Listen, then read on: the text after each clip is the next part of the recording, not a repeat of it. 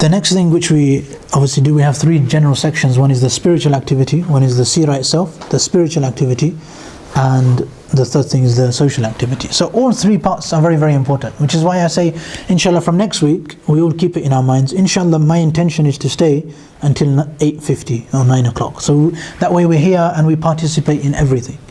And all of them have their importance. The spiritual activity, I'm just going to briefly recap again. What we decided to do was, we decided on three main things. So sometimes it was after Maghrib, so we used to pray awabin. This is one thing we did. Another week we used to do dhikr and remember Allah subhanahu wa ta'ala from some adhkar which are found in the Quran and Sunnah. We would pick 3 or 4 famous adhkar from the books of hadith and maybe recite them a few number of, just to try and remember Allah.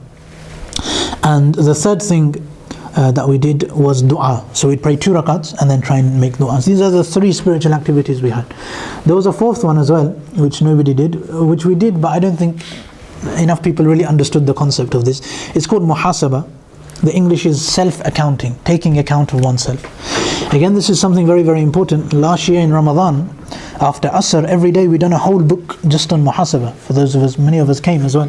So muhasaba is self-accounting. We done this just after Muharram, on the first, just after Muharram. And we decided that 1 year has passed. So then we do accounting, that how did the year go? Did I achieve anything? Did I learn more about Islam? Did I get closer to Allah? And this is something, again, we find even from the Quran, we found that Allah subhanahu wa ta'ala, He will do hisab of us. And people should prepare. فَلْتَنْظُرْ نَفْسٌ مَا قَدَّمَتْ لِغَدْ فَلْتَنْظُرْ, like a person should really think about it. That what have I sent forward for lighad, for the akhirah, for the day of Qiyamah? What has every one of us sent forward? So this is something to really contemplate about. So this is the 4th thing that we had, and this is something, again, yes. How many times did you do that? So obviously we had 11 weeks. So these are the 3 we've decided to stick to. So dhikr, tahajjud now, and dua. These were the 3 things we stuck to. And muhasaba we done 1 week as well. But generally we tried reciting Quran once as well, but it was a little bit difficult because not everybody is able to recite the Quran. But generally we have these 3-4 things which we try to develop. And obviously the aim of this, just to keep in mind, is to develop a connection with Allah. Again, to make sure that we understand this from a sunnah perspective, we don't have to come on a Wednesday night and come and do dhikr. We don't have to come on a Wednesday night and pray tahajjud. It's not just on a Wednesday night where we can do muhasabah.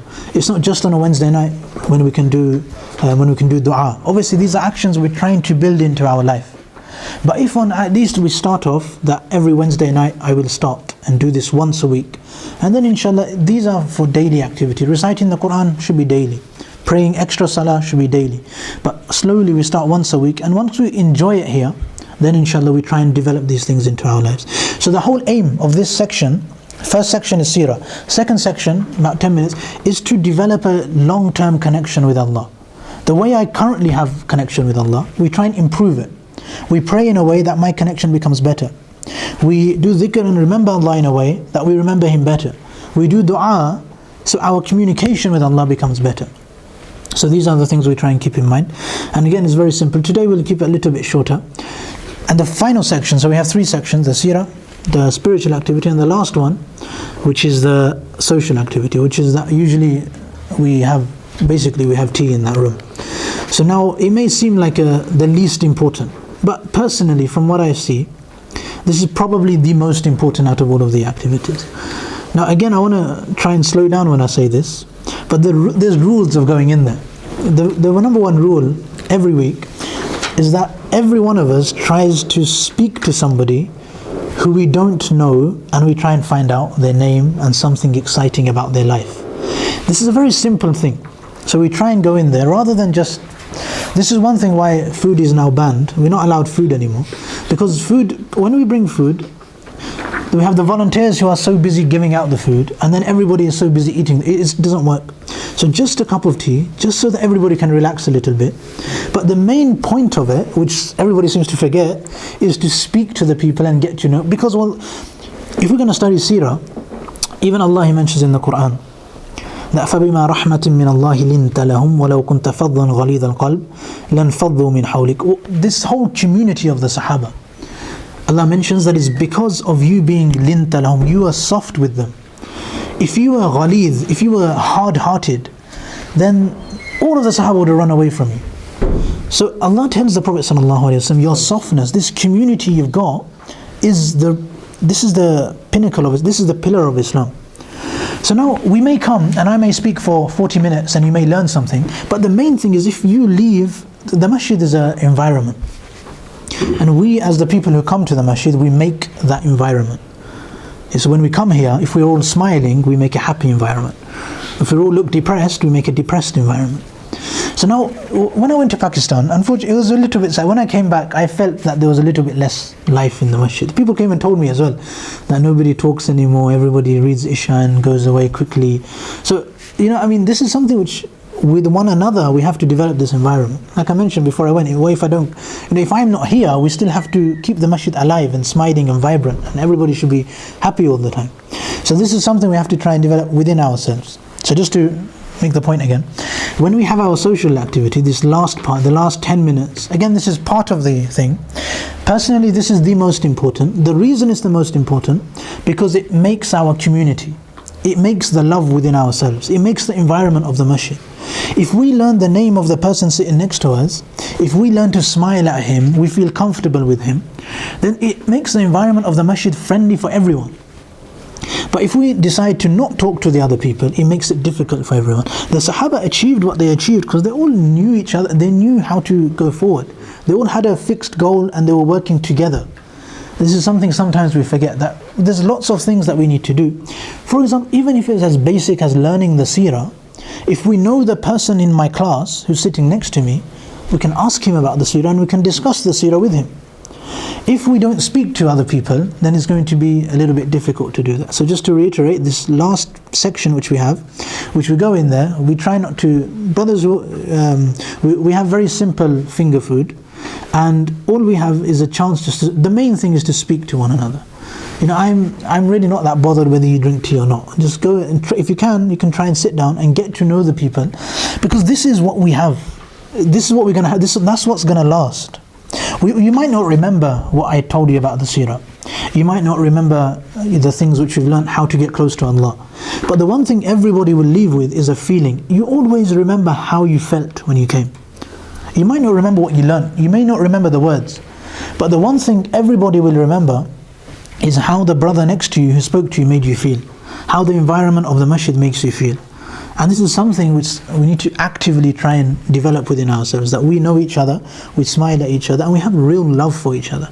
And this is one of the, obviously the seerah is mainly about da'wah. The one way that we know the care, and this is one thing we went into lots of detail. When the Prophet ﷺ, he came back from the first revelation, Iqra' bismi rabbika alladhi, and then he came back to Khadija radiallahu anha. Khadija radiallahu anha told him that, Inna Allah la yukhzika abada.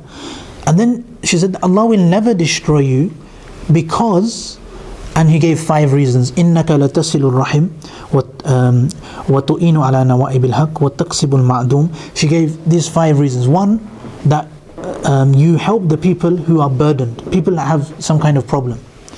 Another thing, that whenever somebody has a right to be helped, you help that person. Basically all 5 of them, they reflect that the Prophet ﷺ, he cares about people.